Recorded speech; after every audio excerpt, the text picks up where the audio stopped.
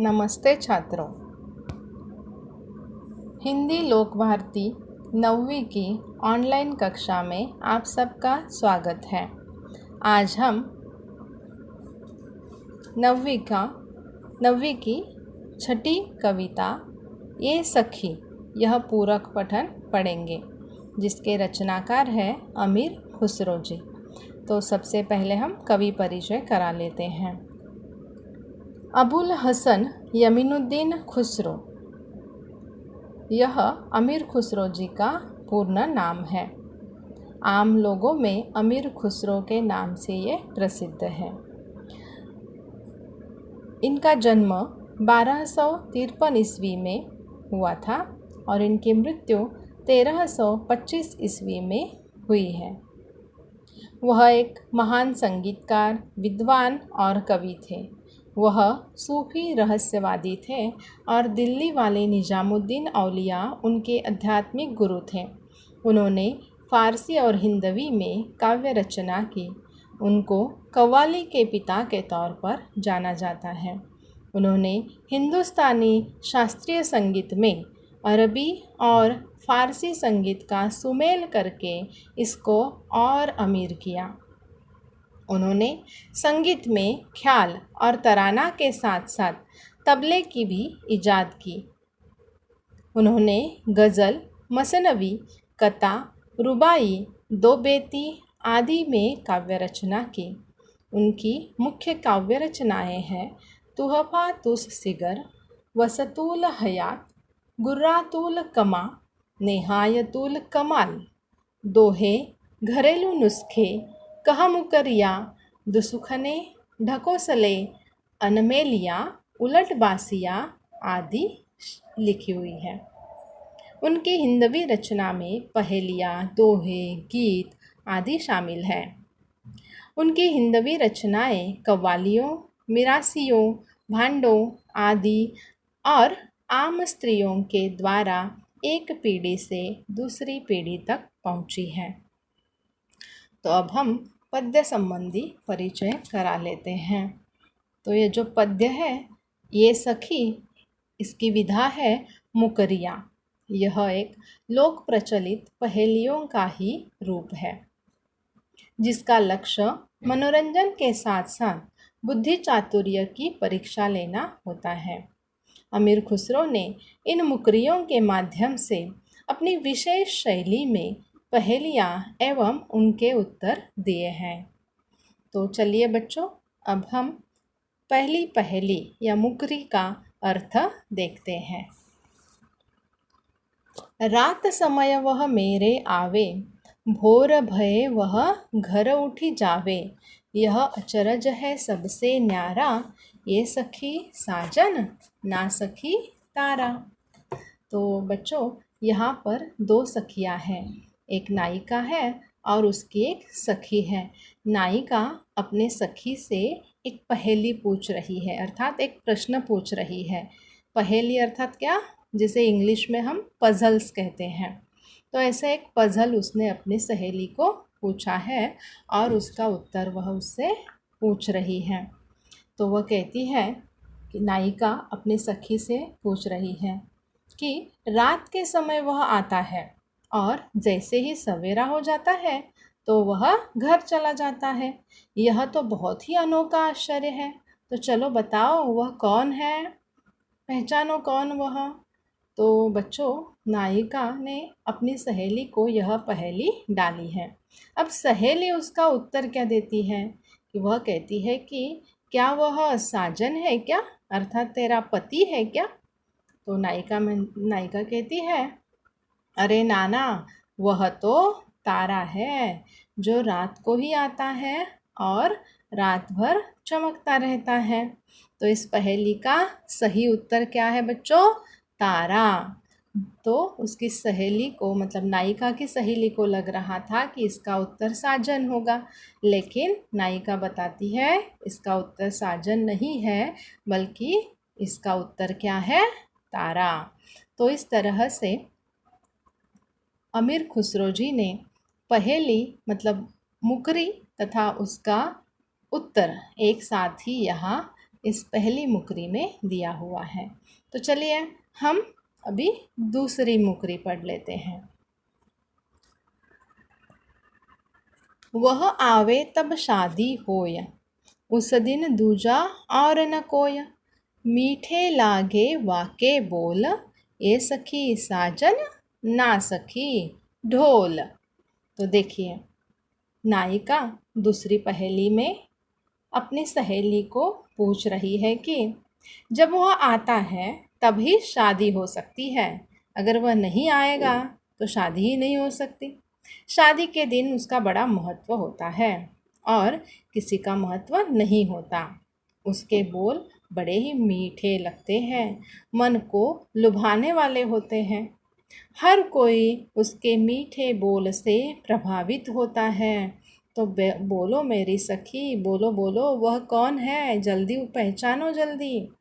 तब नायिका की सहेली बोलती है, थोड़ा सोचती है और बोलती है, क्या वह साजन है, अर्थात दूल्हा है ना। क्योंकि बच्चों, शादी के दिन उस समारोह में सबसे महत्वपूर्ण होता है दूल्हा और दुल्हन।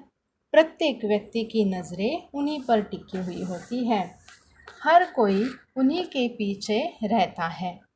इसलिए सहेली को लगता है कि इस पहेली का उत्तर होगा दूल्हा अर्थात साजन। लेकिन नायिका कहती है, अरे नहीं रे नहीं, इसका उत्तर है ढोल। क्योंकि बच्चों, शादी के दिन ढोल भी तो बजाए जाते हैं और हर कोई ढोल के मीठे बोल पर नाचता है।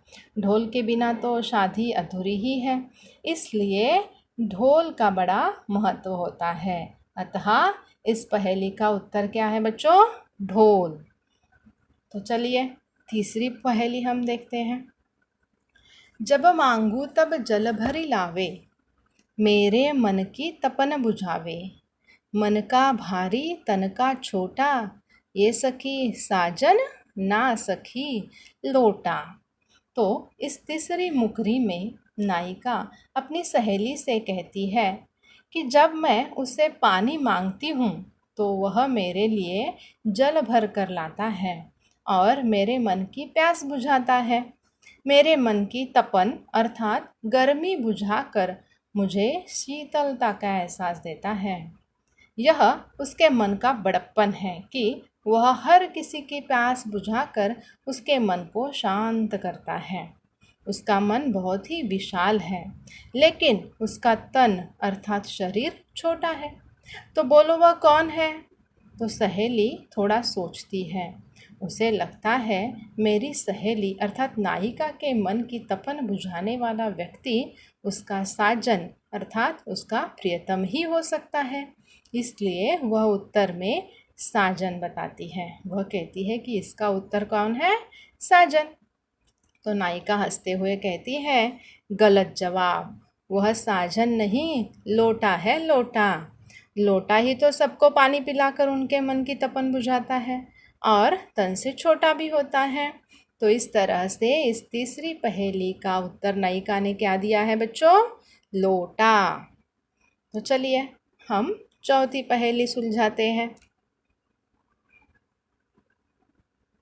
बेर बैर सोवत ही जगावे, ना जागूं तो काटे खावे। याकुल हुई मैं हक्की बक्की, ये सखी साजन ना सखी मक्खी। तो नायिका कहती है अपनी सहेली को, जब मैं सोती हूँ या सोई रहती हूँ तो मुझे वह बार बार जगाने का प्रयत्न करता है और अगर मैं नहीं जागूं तो मुझे काटता है।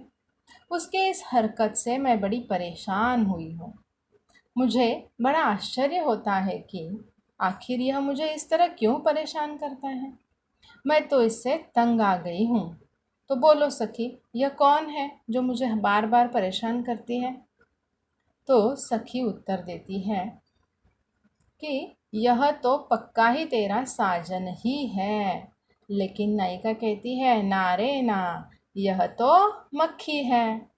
मतलब इसका उत्तर नायिका क्या बताती है? मक्खी।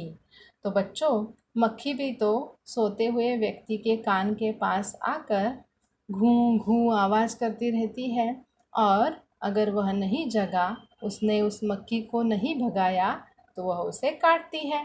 तो इस तरह से इस पहेली का उत्तर क्या है बच्चों? मक्खी। तो अगली पहेली हम देखते हैं। अति सुरंग है रंग रंगीलो, है गुणवंत बहुत चटकीलो, राम भजन बिन कभी न सोता, क्यों सखी साजन ना सखी तोता। नायिका अपने सखी से कहती है कि चलो मैं तुम्हें और एक मुखरी देती हूँ, देखेंगे तुम्हें उसका उत्तर आता है क्या। वह कहती है कि उसका रंग बहुत ही सुंदर है और वह रंग रंगीलो अर्थात रंग बिरंगी है। उसका यह रंग चमकदार रूप हर किसी को भाता है। वह सिर्फ सुंदर ही नहीं बल्कि गुणवान भी है, गुणवंत भी है। हर रोज राम भजन सुने बिना वह कभी सोता ही नहीं है। तो बोलो सखी, कौन है वह? तो सखी उत्तर में जवाब देती है, यह तो तेरा साजन ही है, तेरा पति ही हो सकता है।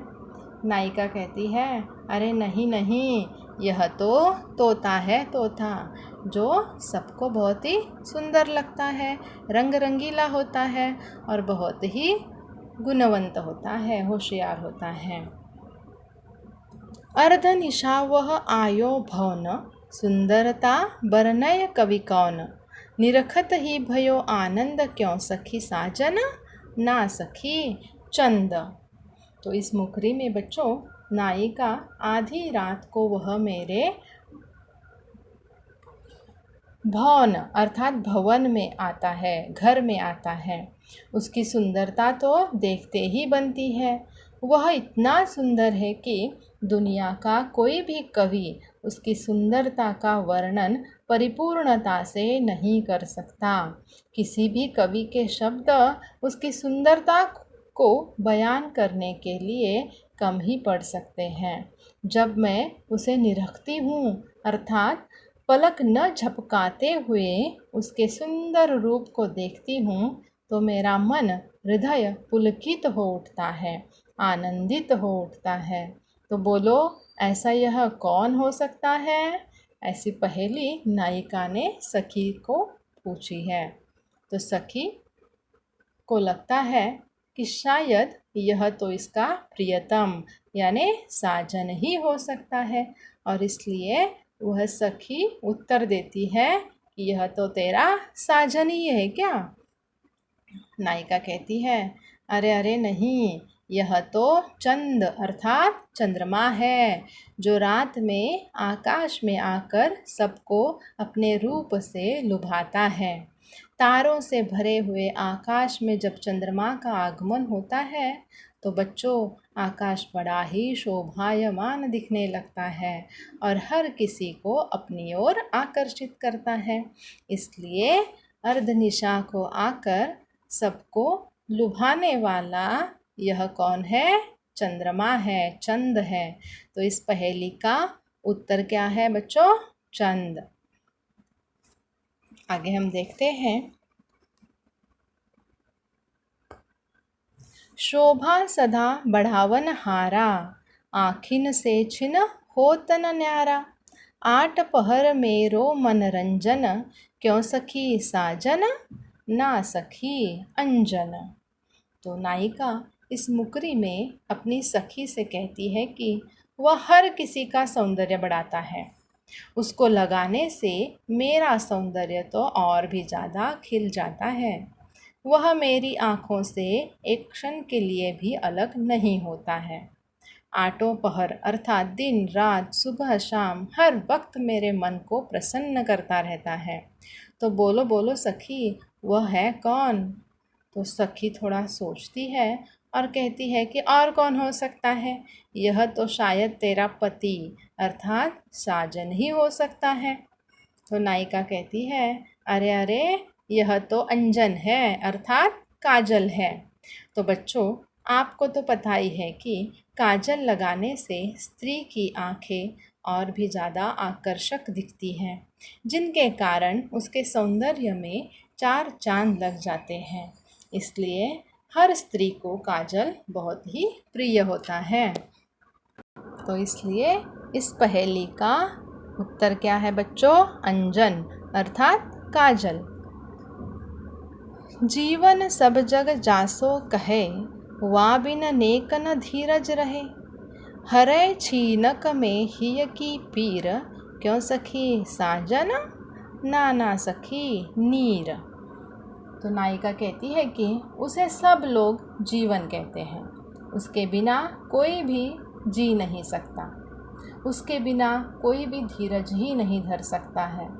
वह जब मिल जाता है तो क्षण भर में ही हृदय की आग मतलब हृदय की पीड़ा को बुझाकर मन को शांत कर देता है। तो बताओ सखी, यह कौन हो सकता है? तो यह पहेली नायिका ने सखी को डाली है। तो सखी उसके उत्तर में फिर से वही उत्तर देती है। बार बार उसे लग रहा है कि नायिका अपने साजन के बारे में ही पूछ रही है, बोल रही है, और इसीलिए सखी को लगता है कि इसका उत्तर भी शायद साजन ही है। लेकिन नायिका के बड़ी चतुराई से, चालाकी से कहती है कि अरे अरे नहीं नहीं, इसका उत्तर साजन नहीं है। तो फिर से गलत हो गई। तो इसका उत्तर है नीर अर्थात जल है। तो बच्चों, आपको भी पता ही है जल को क्या कहा जाता है? जल ही जीवन, यानी जल को जीवन कहा जाता है। और इसीलिए इस पहेली का उत्तर है जल।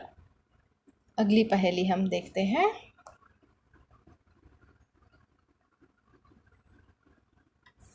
बिन आए सब ही सुख भूले, आए तो अंग अंग सब फूले। सीरा भई लगावत छाती, क्यों सखी साजन ना सखी पाती। तो नायिका यहाँ पूछ रही है कि जब वह नहीं आता तो हमारा किसी भी बात में जी नहीं लगता है, कोई भी सुख हमें अच्छा नहीं लगता है। लेकिन जब वह आता है तो हमारे खुशी का कोई ठिकाना ही नहीं रहता। हमारा अंग अंग अर्थात रोम रोम पुलकित प्रफुल्लित हो जाता है। उसे सीने से लगाने पर हमारे कलेजे को ठंडक अर्थात शीतलता प्राप्त होती है। तो बोलो बोलो, वह कौन है? तो सखी को लगता है कि वह साजन ही हो सकता है, और इसलिए वह जवाब देती है कि इस मुकरी का उत्तर पक्का ही कौन है? साजन ही है। लेकिन नायिका कहती है कि अरे नहीं रे बाबा, उसका सही जवाब है पाती अर्थात पत्र। तो बच्चों, आज के इस आधुनिक युग में पत्र तो जैसे कि गायब ही हो गए हैं। आज हम पत्र के बजाय ईमेल, व्हाट्सएप, फेसबुक आदि के माध्यम से अपने प्रियजनों को संदेशा भेजते हैं। लेकिन इसके पहले लोग खत अर्थात पत्र लिखकर ही संदेशा भेजा करते थे। इसलिए लोग अपने प्रियजनों की खबरें जानने के लिए पत्र का बेसब्री से इंतज़ार किया करते थे, और जैसे ही पत्र मिल जाता बच्चों, तो उसे सीने से लगाते थे, चूमते थे, पत्र को देखकर खुशी से पागल हो जाते थे। बॉर्डर फिल्म का वो गाना तो सुना ही होगा ना आपने बच्चों? कौन सा पता है? संदेश आते हैं, हमें तड़पाते हैं, जो चिट्ठी आती है वो पूछे जाते हैं कि घर कब आओगे, कि घर कब आओगे, लिखो कब आओगे। इस गाने को देखने से हमें चिट्ठी अर्थात पत्र का महत्व समझ में आ सकता है ना बच्चों?